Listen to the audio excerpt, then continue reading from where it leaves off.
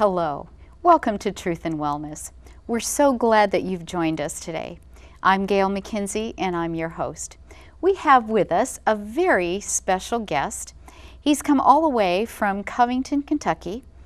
And Chris, you have an amazing story of God's intervention in your life through miracles, something about a surgery table, but I know it doesn't begin then and there. So let's start at the beginning. Can you share with our viewers, where does your story begin?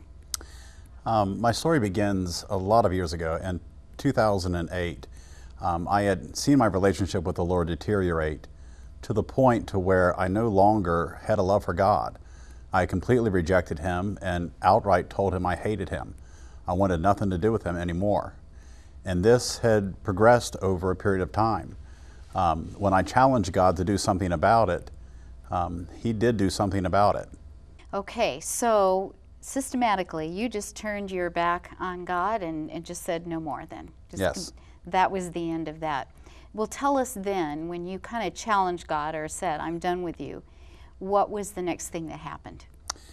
In 2008, February 16th, I had taken my stepson to the gym to work out. Prior to us actually working out, I felt this sudden pain in my chest that felt like two bowling balls were in my throat, and I could not get them to come back up. My right leg went totally dead. It had no feeling whatsoever. And I told my stepson, I'll be right back. And I went over to the balcony overlooking the gymnasium floor. I had no idea what was wrong with me physically, because I had always been in very good health. I went back over to him. I said, we need to leave. And he said, why? I said, I can't feel my leg and it won't work. Wow. And my chest is killing me. Man. So I walked down 2 flights of stairs, across the gymnasium floor, out to my car, and I drove home. You drove home, so, oh my, okay. But you knew something was wrong. Yes. And you knew that you needed help, okay? Yes. So you're at home and you're telling your wife that you've got this pain, and so what happens next? She said, let me finish getting ready, and she did, and we made our way to the hospital. Wow. In the van, I could not sit up straight. I had to lay at the bottom of the van, and the pain in my chest on a scale of 1 to 10 was a 12. I could not speak. The pain hurt so bad. I was sweating profusely out of every pore in my body. So what did you think might be happening? I mean, did you have some thoughts of what might be going on at this time? It's hard because the pain felt like it was almost like indigestion, Okay. but Okay. 10 times more intense than that. Okay. Okay. I had no idea it was heart related, because if it was a heart attack, why wasn't I incapacitated? Right. I was right. still moving and talking normally. I see. So, and what was let's back up just a little bit. Your occupation then was, you were at teacher. the gym. Okay, you were a teacher, all Yes. right. But you were working out at the gym when this happened then. Well, I And had you- not worked out yet. Oh, okay, you hadn't even gotten that far then. Right. Okay, all right. So you're at home and you told your wife that you're just really feeling bad, you're really hurting. So now what happens? So I made my way out to the van. I fell to the bottom of the van floor. I could not sit up because my chest was tight as a drum, and my abdomen was too. We drove 90 miles an hour to the hospital. Wow. And when we got there, an orderly came out with a wheelchair. I sat in the wheelchair but kept sliding out because I was rigid, like a board. I could not sit up. They took me into the emergency room and ran an EKG. My heartbeat was perfectly normal. So in my own mind, I rolled out the fact it was my heart. Ah, And then they ran x-rays. Nothing was broken, so there's no explanation as to why the leg was not working. I see. They finally took me back to CT scan. Oh, just to get a little bit better picture of what was going on. As soon as they ran the dye on me, within 20 seconds, they hit code blue. Really? They were yelling, Wow. doctor, Wow. stat, anesthesiologist, stat, Okay. stat. Okay. So now you know something is not good, right? Right. Okay. All right. Okay. And did the doctors tell you anything at that point, or are they're scrambling? I had not seen a doctor yet. Okay. They All were right. calling doctors down to Okay. the area. All right. They wheeled me back to the area where I was at before. And a nurse came up to my wife and said, you better let him talk to his kids. Okay. And she said, why? And he said, he's not going to make it. And I said, what do Wow. you mean I'm not going to make it? He said, you should be dead right now. You have no blood flow to your legs, arms, or brain. Wow. So virtually, you were given a death sentence. Pretty Yes. much. Pretty much. I mean, that's what they didn't expect you to survive. Right. Okay. Well, tell me then, what was happening to your heart at that time? How did they explain later what was happening? Dr. Schmelzer was my surgeon, Victor Schmelzer, top heart doctor in the tri-state.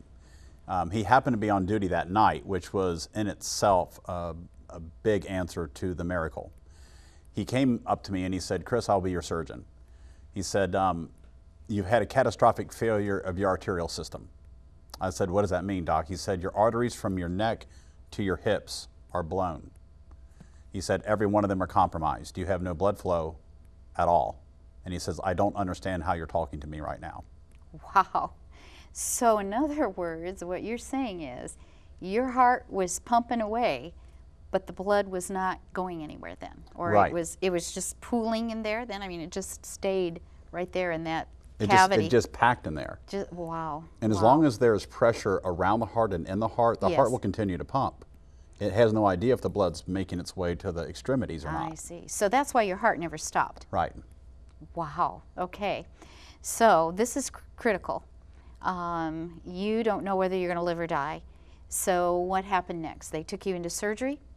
Well, I asked Dr. Schmelzer, I said, "How bad is this?" He said, "People don't survive what you have." I said, "So why are you going to operate on me?" He said, "Because you're talking to me right now." That was a good sign then, Yeah. huh? You still were talking. Okay. That's good. That's a good thing. And I said, "Well, how soon do we have it?" He said, "We need to get you into surgery now." There were a half a dozen surgical people around waiting to get me into surgery immediately. Wow. I said, "Can I talk to God?" And he said, "You really need to hurry." I said, "God, if this is my time, do your thing. I deserve what I get." I said, "If it's not my time, then I would appreciate if you made the doctors wrong." And that was my prayer. So now you've had this diagnosis, kind of, here, quick diagnosis, and virtually you've been told that most people will die with this. He obviously couldn't figure out why you were talking. Sounds like Right.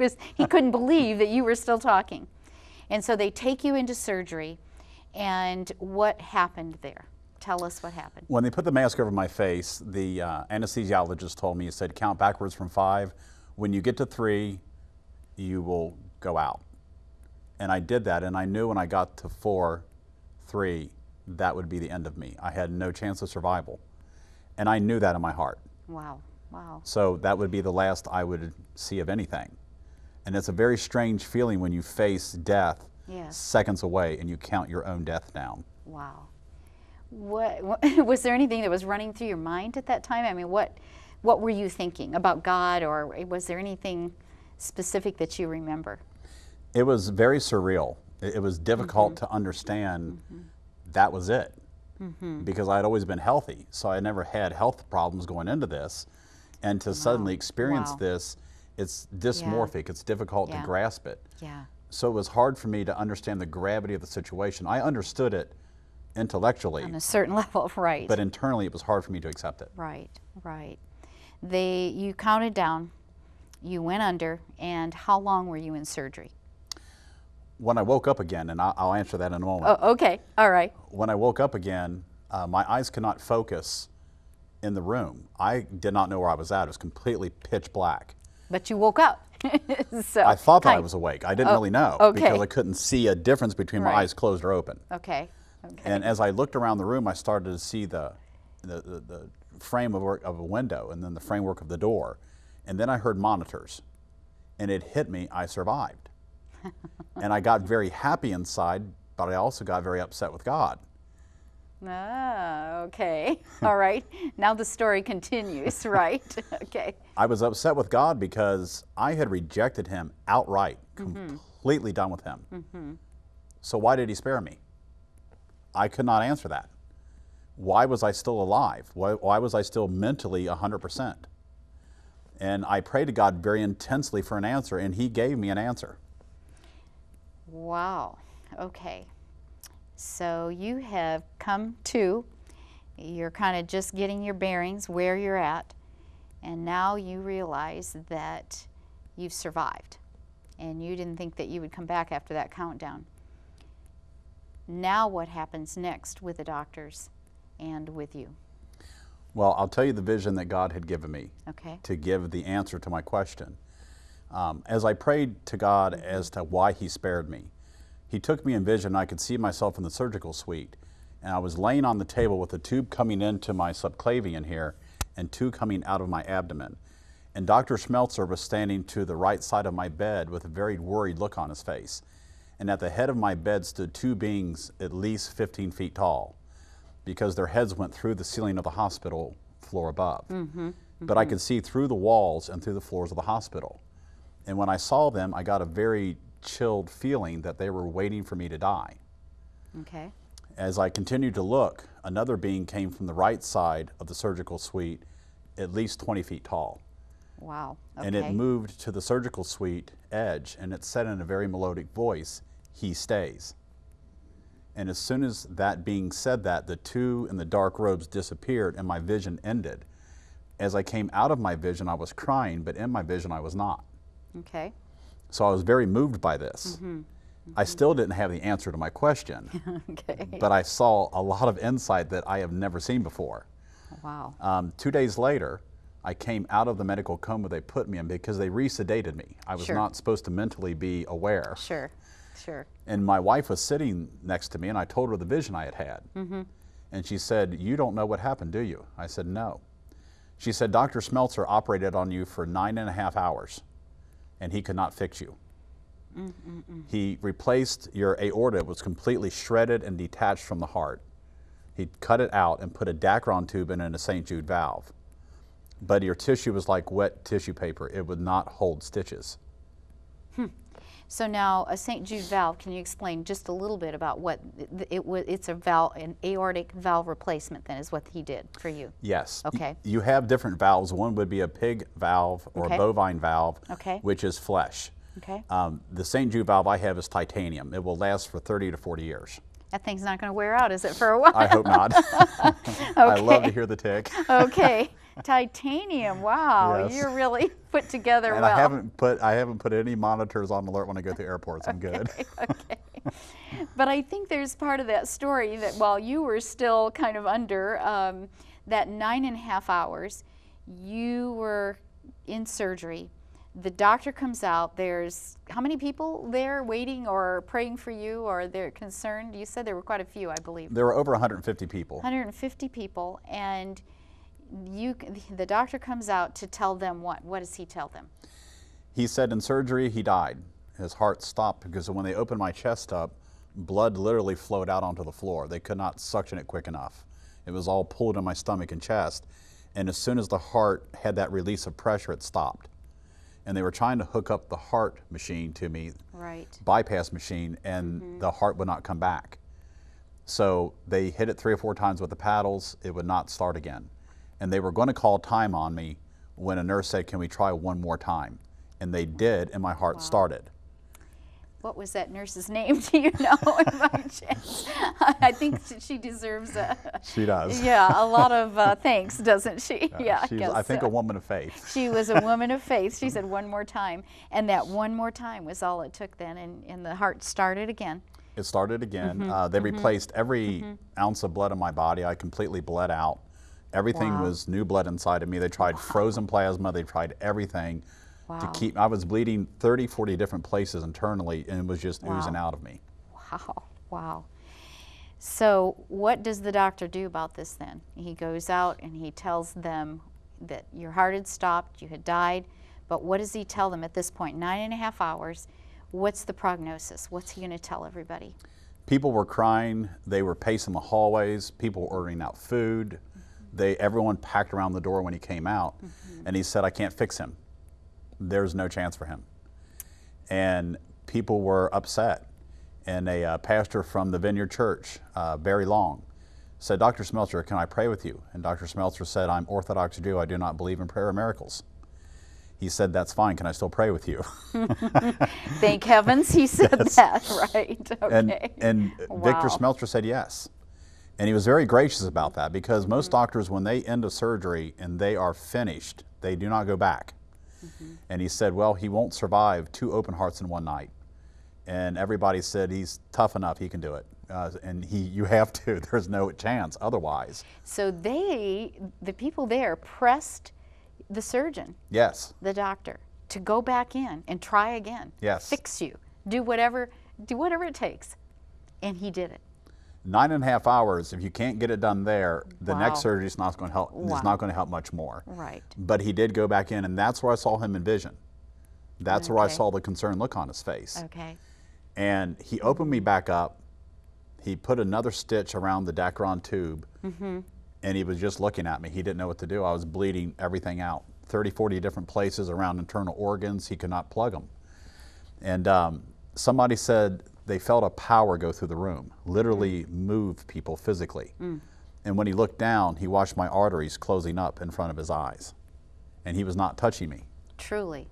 That's what he said. He saw That's it what they with saw. his own eyes. Wow. And the nurses that were there too. Everyone saw it. Suction was there, anesthesiologist was Wow. there, and they Wow. felt this power go through the room, and it moved them. So it was, it made people cry in the surgery room. And a nurse said, I think the hand of God just moved over him. And he sewed me back up, wired me shut, brought me back out 5.5 hours later. Wow. That is just, it was a miracle. That's all you can say. It was a miracle. Oh yeah. And all of those people were witnesses there. They knew something had happened. So now it appears the bleeding has stopped. What's the next thing that happens? When he brought me out, people they didn't know what to expect. He said he Sure. stopped bleeding in there, and I did not stop it. So he admitted then to Oh, yeah. even all the people when he came out. Because there's legalities there when it comes to a surgeon, so he had to be careful what he said. Okay, right. But he said, I did not stop the bleeding, and he stopped bleeding on his own. And the drainage bag that was there, blood was being pumped into me, and not a drop was coming out. And normally after a surgery, you still have some drainage. Nothing was coming out. Wow, wow. And he said, don't get too excited, because he was without blood flow to his brain, arms, and legs for 16 hours. So I don't think you need to get too happy about this. Yes. He said he yes. may be a vegetable when he wakes up. So they didn't expect that you were going to be able to even walk or do anything. Right. You were going to be a vegetable. Right. Basically. And may not even survive the surgery. Okay. Okay. Now, you've been told, they've been told this, but something happened that was totally opposite of what the doctor said it was going to be like. Yeah. What happened? When I was able to hear the story from my wife, who told me all the details, Yes. I sat up in bed. I said, I'm going to walk. And the nurse said, no, no, no, you can't walk. Your legs don't work. I said, yeah, they do. They feel great. And I got up and I walked with my little pole and the IV bag hanging on it. And I ran right into Dr. Schmelzer, who was coming in. He goes, Chris, what are you doing? I said, I'm walking. He goes, why? I said, because I can. He's like, all right, you go ahead and walk. He goes, but be careful.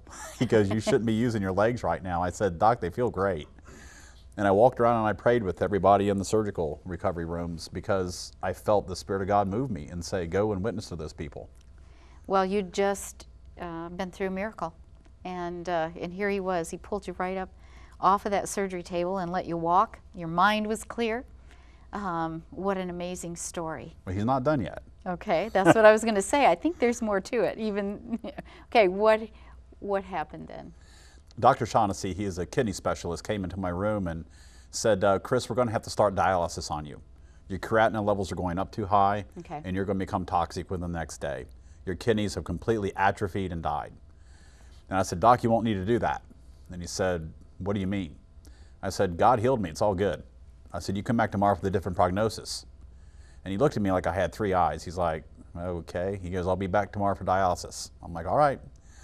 So he came back the next morning. They came every morning at 8 o'clock. He said, I've got good news. He said, your kidneys have come back. He goes, they're working now, except your right kidney needs to be shunted. It's not perfusing enough. I said, Doc, you won't need to do that either. He goes, let me guess. God healed you. I said, now you're getting it. And he looked at me and said, you have no idea how lucky you are. I said, no, I understand. This is not luck. This is God's hand. He said, people with half of your damage are bedridden for life and have no functionality in their bodies. And he said, you've had the worst case we've ever seen, and there's nothing wrong with you. He just shook his head. He came back the next morning, and said, your right kidney is 100% now. He said, I don't need to see you anymore. And he said, can you come back in 3 months and see me at my office? I said, no, I won't be there. He said, I didn't think you would be. I think he figured out what kind of man you were at that point, right? And how, okay. So, Chris, tell us the rest of the story. What happened after this? You're healed. It's been a huge miracle. Where are you today? What's happened in your life now? My spiritual life is different now because I understand God's mercy firsthand. When you go so far to reject God outright and disown Him and separate yourself from Him completely, He still reaches out to you. And there's people out there that are lost. They feel completely lost, whether it's drug addiction, whether it's a bad marriage, whether it's a bad relationship, whether they've done horrible crimes, and they feel God doesn't forgive them for that. He does. And He does reach out to you. That's what I want you to know. He doesn't give up on you. You have that chance. So it's up to you to step forward to God. He's already stepped forward to you. That's what He did in my life, and that's what I want people to know. It alters you and changes you when you see God's love poured out on the most unworthy of people, which was me at the time that happened. Wow.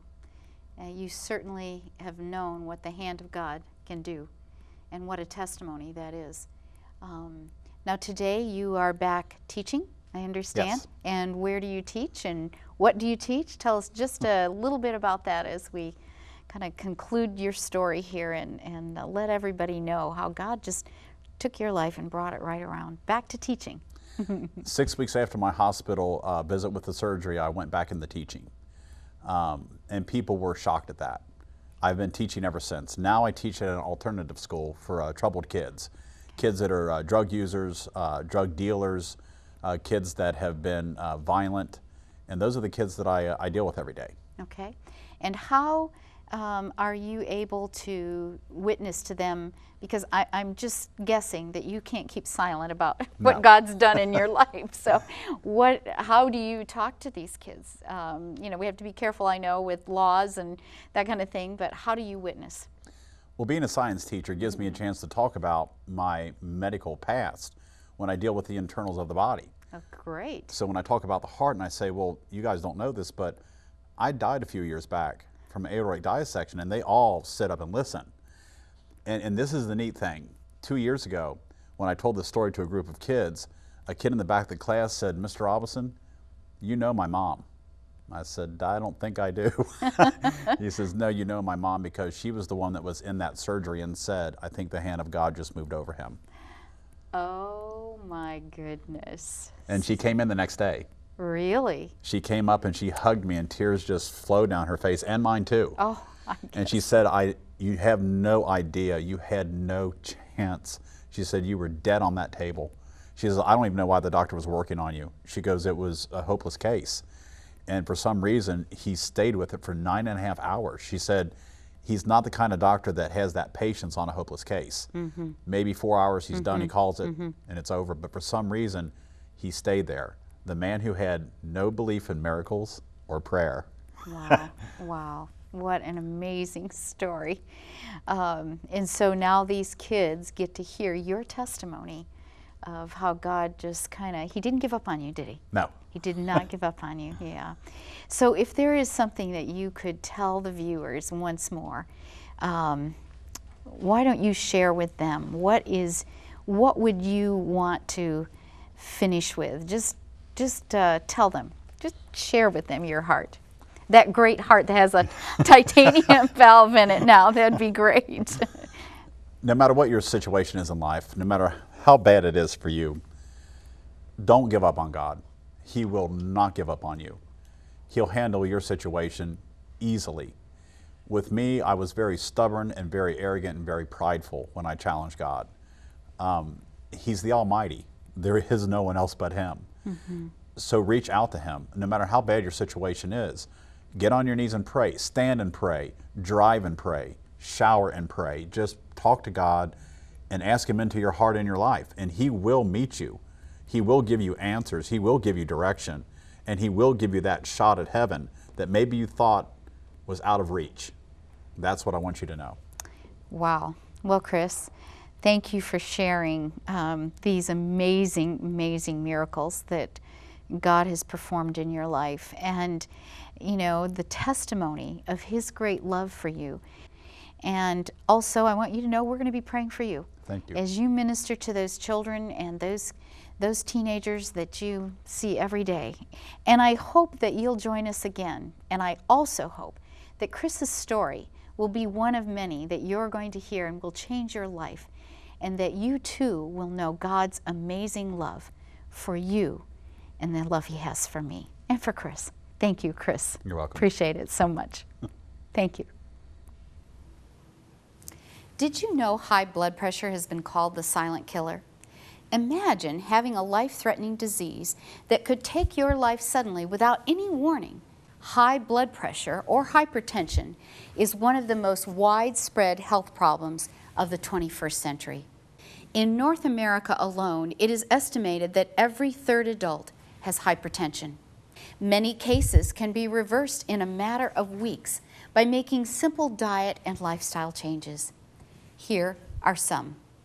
Reduce your weight. Reduce salt intake.